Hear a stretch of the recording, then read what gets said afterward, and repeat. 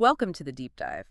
Today, we're plunging into a really fascinating ancient narrative. It's the story of two brothers during the time of the Buddha. Yes, and our exploration today comes from the Cullakāla and Mahākāla. It's an ancient text, and it gives us this really detailed account of these siblings' lives and their very different spiritual journeys. Exactly. So, our mission in this deep dive is basically to unpack these contrasting paths, Cullakāla and Mahākāla, how they navigated monastic life, and maybe see what insights we can still get from their experiences today. Yeah, what lessons are there for us? Okay, let's get into it. Where does the story begin? So we start in a city called Satavia, and there are three brothers living there. Cullakāla, he's the youngest. Mahākāla is the middle one, and Mahākāla the eldest. Okay, three brothers. And Cullakāla and Mahākāla, the youngest and eldest, they were involved in trade. They traveled with this huge caravan, like 500 carts of goods, buying and selling. Wow, 500 carts. So a pretty big operation. And the middle brother. Right, Mahākāla, he stayed back in Satavia. His job was to handle the sales side of things. Ah, okay. So a kind of family business, everyone with their role. Exactly. Yeah. And the story really focuses on one specific journey. Both Cullakāla and Mahākāla traveled to Savatthi with their goods. And this trip, well, it turns out to be a massive turning point, particularly for Mahākāla. Okay, Savatthi. This is where things start to shift, right? What happens there? Yeah, this is where it gets really interesting. Mahākāla is in Savatthi, and he sees all these lay followers heading towards the Jetavana monastery in the evening. Okay. They're carrying, flowers, incense, perfumes, clearly going to hear the Dharma, the teachings. Right, heading for the evening sermon. And Mahākāla gets curious. He asks them, hey, where are you all going? They tell him they're going to listen to the Buddha. And that sparks something in him. It does. A thought just arises. I should go too. So he tells his younger brother, Cullakāla, hey, watch the carts and goods. I'm going to go hear the Buddha. So off he goes. He gets to the assembly. What's the teaching about that evening? Does it connect with him? It really does. The Buddha seems to tailor the teaching specifically for Mahākāla's disposition that day. He talks step by step about the downsides, the defilements, the inherent problems tied up with sensual pleasures. Like the suffering involved in chasing pleasure? Precisely. He touches on ideas similar to what you find in the Dukkha Sutta, basically focusing on the inherent unsatisfactoriness, the dukkha, in, well, everything. And that hits Mahākāla hard. Oh, absolutely. It triggers this profound realization in him. He hears the Buddha's words and reflects really deeply. On what specifically? On the nature of life, that ultimately you have to leave everything behind. Your wealth, your family, even your own body. None of it comes with you when you die. He starts thinking, what's the real point of this household life then? Which leads him to a pretty radical decision. A huge one. He decides right then and there, well, maybe not right then, but the seed is planted very strongly. He wants to renounce it all, become a monk. Wow. So after the talk? Like after the discourse, he pays his respects, goes up to the Buddha, and asks to be ordained. Just like that. But hang on, isn't there someone he needs to tell? His brother. Ah, good point. The Buddha asks him that very thing. Is there anyone you need to inform? And Mahākāla says, yes, my younger brother, Cullakāla. Right, the one minding the carts. So the Buddha tells him, quite reasonably, go and get his permission first. Mahākāla agrees, goes back to Cullakāla, explains his decision, and basically says, all this wealth, these carts, it's all yours now. How does Cullakāla take that news? His older brother suddenly giving up everything to become a monk. Well, initially, Cullakāla tries to talk him out of it. Are you sure this is a big step? But Mahākāla's mind is made up. His resolve is firm. So Cullakāla eventually agrees. Yeah, seeing how determined his brother is, Cullakāla finally says, okay, basically, all right, sir, do what you think is best. He consents. And Mahākāla gets ordained by the Buddha. Yeah. But then, wait, Cullakāla follows him. He does. But here's the twist, and it's crucial. Cullakāla also ordains, but his motivation is, let's just say, less pure. How so? The text suggests he ordained with the underlying thought that, maybe he tried out, but he fully intended to return to lay life eventually. Maybe he felt pressured or inspired in a shallow way by his brother, but he didn't have that deep conviction Mahākāla had. Ah, so it's almost like he's going through the motions. That really highlights how important intention is, doesn't it? Absolutely. It sets up this immediate, stark contrast between them. Mahākāla, now fully ordained, dives right in. He asks about his duties as a monk. And what does he learn? He learns about the two main paths, you could say. Gantadura, that's the path of study, learning the text, the intellectual side. and Vipassanadura, the path of insight meditation, direct practice. Okay, study or practice. And Mahākāla, considering he's older, feels maybe the intense study isn't for him. Yeah. He chooses Vipassanadura. He wants to gain wisdom through meditation. And he doesn't pick the easy option for his practice location, does he? Definitely not. He takes up this incredibly rigorous practice, dwelling in a charnel ground. A charnel ground. You mean like where they dispose of bodies? Exactly. A place for cremation or where bodies were left to decay. His routine was intense, too. He'd go there after the first watch of the night, meditate among the dead and dying, and return to the monastery before dawn. Wow. Talk about confronting impermanence head on. That's intense. It really is. Instead of avoiding the stark realities of death and decay, he chose to immerse himself in it. It's quite a lesson in how facing fears, facing difficult truths, can actually be the key. Yeah, facing reality rather than hiding from it. So meditating in this place, the sights, the smells, it must have been incredibly challenging. And he meets someone there, Kali. Yes, Carly. She's the keeper of the charnel ground, the person responsible for the cremations, and she notices him. How could she not? Right. She sees this monk showing up every night, meditating in specific spots, standing here, sitting there, walking meditation over there. She gets curious. Wants to know who this guy is. Exactly. At first, she can't quite figure it out. So one night, she lights a lamp in her little hut there, brings her kids, and kind of hides nearby to watch. A bit of surveillance. You could say that. And sure enough, in the middle of the night, Mahākāla arrives. Kali comes out, pays her respects, and asks him straight up, "Are you the monk staying here in the charnel ground?" And this leads to Kali giving him some advice. Not your usual monastic orientation. No, but it's fascinatingly practical advice. She tells him, look, if you're going to dwell in a charnel ground, you need to inform people. The charnel ground keepers, like herself, the senior monk back at the monastery, and even the village headman. Why? To avoid trouble. Precisely. She explains it's important so people don't mistake him for a thief. Apparently, thieves sometimes use charnel grounds to hide stolen goods, and if someone saw a figure lurking there at night, well, you can imagine. That makes a lot of sense. Community safety and accountability. It's interesting that she, the keeper, knows this protocol. It shows how integrated these practices were, or needed to be, within the community structure. She gives him more specific instructions, too. Like what? Rules for charnel ground monks. Pretty much. She tells him things like abstain from certain foods, fish, meat, flour sweets, sesame, molasses things. Don't sleep during the day. Be diligent, energetic, honest, sincere. Stick to your routine. Leave the monastery after dark. Come back before dawn. Quite the list. And she adds a condition, right? Something pretty stark. Oh, yeah. She makes a deal with him, essentially. She says, if you succeed in your practice, if you stick to this path diligently, then when anybody is brought here, I will cremate it properly, respectfully. Okay. And the alternative? But she warns him, if you fail, if you slack off or give up, then the body, well, it won't get a proper cremation. It'll just be disposed of crudely, dragged by the feet and tossed aside, essentially. Whoa. That is some serious motivation. The pressure. Intense, right. It really underlines the gravity of his commitment. And Mahākāla, sticking to his meditation focus, has a specific request for her, too. What's that? He asks Kali, if you happen to see an attractive form brought here, please let me know. An attractive corpse. Yes. Yeah. He wants to use it as a direct object for his meditation on impermanence and the repulsive nature hidden beneath superficial beauty. Ah, I see. Directly confronting the allure of the physical form. Does Kali agree? She does. And Mahākāla just keeps at it, diligently practicing in line with his chosen path, his disposition. Okay, so Mahākāla is deep in this intense charnel ground practice. Meanwhile, what about Brother Cullakāla? How's his monastic life going? Ah, well, it's a very different picture. While Mahākāla is grappling with life and death, Cullakāla, even though he's wearing the robes, can't stop thinking about his old life. Still attached. Very much so. He's missing his wife, his kids, the comforts of home. He looks at what Mahākāla is doing, meditating in a charnel ground, and just thinks, wow, that is way too difficult. I could never do that. His faith is clearly shaky. So his heart isn't really in it. He's just sort of there. Seems that way. And then an event happens that becomes pivotal for Mahākāla's practice. A young noblewoman in Satavia dies. Her relatives bring her body to the charnel ground in the evening.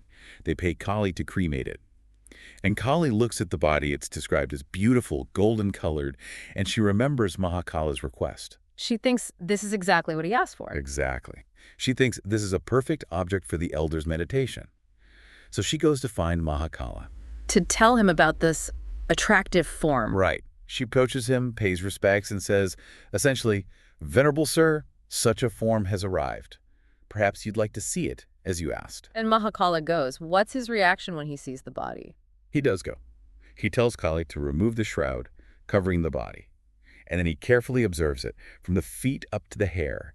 He acknowledges its outward beauty, that golden hue the text mentions. But he's not just admiring it, obviously. He has a purpose. No, he understands this is superficial. He tells Kali, okay, go ahead and cremate the body. But, he adds, come and get me when the flames have really taken hold. When the decomposition by fire is underway. Exactly. Kali does as he asks. She starts the cremation, and when the fire is burning strongly, engulfing the body, she goes back to Mahākāla and tells him. And this is the key moment for his insight, isn't it? What does he see? He returns to the pyre, and he observes the transformation. It's quite graphic. He sees the skin discoloring, becoming blotchy like a spotted cow. He sees the limbs twisting and contorting in the heat. He sees the skin peeling away from the forehead. Wow. A very visceral image of decay. Incredibly visceral. And he reflects. This form, just hours ago, seemed so beautiful, so alluring. And now, look at it.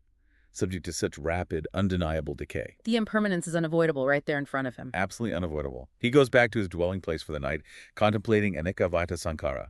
Impermanent indeed are all conditioned things. And through this direct, powerful confrontation with decay and impermanence, he gets it. Deep insight arises. He breaks through. He breaks through. He attains arahantship, the final stage of enlightenment, along with all the analytical knowledges, the parisambhita, full liberation. Incredible. So while one brother was drifting, longing for the past, the other achieved the ultimate goal by facing reality head-on. What happens next? Does the story continue? It does. Sometime later, the Buddha comes back to Satavya with the whole community of monks. They stay in a place called Sisapavana, a forest nearby. And word gets out that the Buddha is there. Word gets out, and guess who hears about it? Cullakāla's former wives. Oh boy, they still haven't given up. Apparently not. The text says they want to capture their former husband back, so they hatch a plan. They send someone to invite the Buddha and all the monks for a meal the next day. Using the meal invitation as a way to get Cullakāla back into their sphere. Okay, so there's a custom for these invitations, right? Someone goes ahead. Yes, exactly. When the Buddha accepts an invitation to an unfamiliar place, a monk usually goes ahead to arrange the seating, make sure everything is set up properly. And who gets sent this time? Mahākāla, who is now an arahant and knows the custom, tells Cullakāla, you go ahead and prepare the seats. Oh no. This sounds like it's going to be bad for Cullakāla, given his shaky status. It gets incredibly awkward and humiliating. As soon as Cullakāla arrives, the lay followers there, especially his former wives, they see him in robes and they just start mocking him. Because they know he's not really committed? Exactly. They know his heart isn't in it. And they deliberately mess things up. They put low seats where the senior monks should sit and high seats for the junior monks. Total confusion. Total disrespect. Intentionally trying to make him look incompetent. Absolutely. Cullakāla tries to tell them, no, this is wrong. But they just scorn him even more. What do they say? They're brutal. They questioned his whole monastic life, like, who ordained you anyway? Why are you even here? And then they physically force him out of his robes. What? They disrobe him. Yes. They put him in white lay clothes, stick a flower garland on his head, and basically tell him, go fetch the Buddha, we'll sort out the seats. Just complete humiliation. That is rough. Designed to totally break down his monastic identity. And how does Cullakāla react? The text notes, perhaps a bit sadly, that having already sort of disrobed mentally, he doesn't feel much shame. He just goes off in his lay clothes and garland to get the Buddha and the Sangha. Wow. So he brings them back, looking like that. But the drama isn't over, is it? Because Mahākāla also has former wives. Right. After the meal, hosted by Cullakāla's wives, Mahākāla's former wives step up. They invite the Buddha for a meal the next day. Their goal is the same, win back their former husband. And how many wives did Mahākāla have again? More than Cullakāla. Significantly more. The text says Cullakāla had 2, the middle brother Machimakāla had 4, but Mahākāla had 8 former wives. 8. Okay, so potentially 8 times the challenge, you might think. Does someone else go ahead to arrange seats this time? Yes. Learning from the previous day's disaster, another monk is sent ahead this time. Mahākāla's wives can't get to him beforehand. They serve the meal to the Buddha and the Sangha. And then they try a different tactic to isolate Mahākāla? Yes. After the meal, as the Buddha is preparing to leave, the wives say, Venerable sir, please go ahead. Mahākāla will follow after giving thanks. sort of implying he'll stay back for a moment, perhaps for a more personal goodbye. A subtle attempt to keep him there. And the Buddha. The Buddha, understanding everything, simply agrees and departs with the main group of monks. Leaving Mahākāla behind with his 8 former wives, how do the other monks react to that? They must have been concerned. Oh, absolutely. They start murmuring among themselves. What's going on here? The Buddha seemed to protect Cullakāla yesterday, but now he's leaving Mahākāla alone with 8 wives. Isn't that much riskier? They're worried it could derail Mahākāla's practice, undo his progress. Exactly. They're concerned about obstacles arising for him. The Buddha, of course, perceives their thoughts, hears their murmuring, and turns back. And asks them what they're discussing. Yes. What were you talking about, monks? They explain their worries. Cullakāla only had 2 wives and seemed vulnerable, but Mahākāla has 8. Surely the danger is greater for him. It's an understandable concern from their perspective. How does the Buddha explain it? He asks them point blank, do you really think Mahākāla is like Cullakāla? Do you think he's as weak-willed? Putting it right back to them, comparing the interstate. Precisely. He explains the fundamental difference.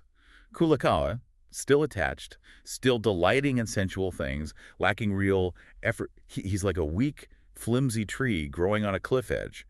Mara, the tempter, the embodiment of defilements, can just blow him over easily. Vulnerable, easily swayed. But Mahākāla, he's been contemplating the impure, the reality of decay. He's restrained his senses, practiced diligently. He's like a solid, massive rock mountain. The wind of Mara's temptations can howl all at once, but it can't shake him. He's steadfast. That's a powerful analogy, rock versus weak tree. And the Buddha reinforces this with verses, right? Yes, 2 key verses that really capture this contrast. The first one describes someone who focuses on the pleasant, the subha, who doesn't guard their senses, eats too much, is lazy, lacks energy. The profile of Cullakāla, basically. Exactly. And the verse says, Mara overcomes such a person easily, just like the wind blowing down that weak tree. It lists the vulnerabilities.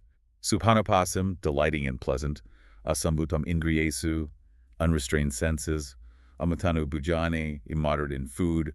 Kusitam hinaviryam, lazy, lacking effort. Okay, that's the path to being overcome. What about the second verse? The second verse is the mirror image. It describes someone who contemplates the impure, the asubha, who's well restrained in their senses, eats moderately, has faith, sada, and puts forth effort, aradhaviryam. Mahākāla's profile. Precisely. And the verse says Mara cannot overcome such a person any more than the wind can move a rocky mountain. It's about that inner solidity built through practice and insight. A really clear teaching on cause and effect internally. So while the Buddha is giving this teaching, what are the 8 wives actually doing with Mahākāla? Well, they're making their move. As the Buddha speaks, they surround Mahākāla. They start pleading, questioning him. Why did you ordain? Who gave you permission? They even try to physically grab his robes, trying to pull him off, to force him back to lay life. They're literally trying to disrobe him, just like Cullakāla's wives did, but perhaps more desperately. Yes, but the outcome is rather different. Mahākāla, being an arahant, is completely unmoved internally by their attempts. He knows their intentions are futile. So what does he do? He decides to make a point, perhaps. He rises from his seat, and using the psychic powers that can accompany enlightenment, he levitates straight up into the air. Whoa! He flies. He levitates. He flies up to the roof of a nearby building, breaks off a pinnacle like a decorative piece from the top, just to demonstrate his detachment and power. A clear message. Your worldly concerns cannot touch me. Exactly. And then he calmly descends and prostrates himself respectfully at the Buddha's feet, right as the Buddha finishes reciting those 2 verses. Wow. Talk about perfect timing. What an ending to that scene. And the effect on everyone else, the monks who were worried. Well, hearing the Buddha's profound teaching, illustrated so powerfully by the contrast between the brothers and then Mahākāla's display, the text says many of the assembled monks had their own breakthroughs. They attained various stages of enlightenment, starting with stream entry, Sotapati. So the whole episode became a powerful teaching moment for everyone. A very powerful one. The story concludes there, having clearly shown these 2 divergent paths. It's such a rich story. Cullakāla's journey, marked by that wavering commitment, that pull of the past, versus Mahākāla's unwavering focus, especially that intense insight meditation on impermanence. It's so stark. It really is. Mahākāla's courage in facing the charnel ground, contemplating decay directly, that became his path to liberation. Cullakāla just couldn't or wouldn't make that same commitment. So, if we boil it down, what are the key takeaways for you listening to this deep dive? What can we draw from this ancient story today? Well, I think there are Yeah, just noticing which landscape feels more familiar within you right now, and considering what are the implications of that for your own growth, your choices, and how you navigate, the ups and downs of your own life. a powerful reflection, inspired by two brothers from long ago.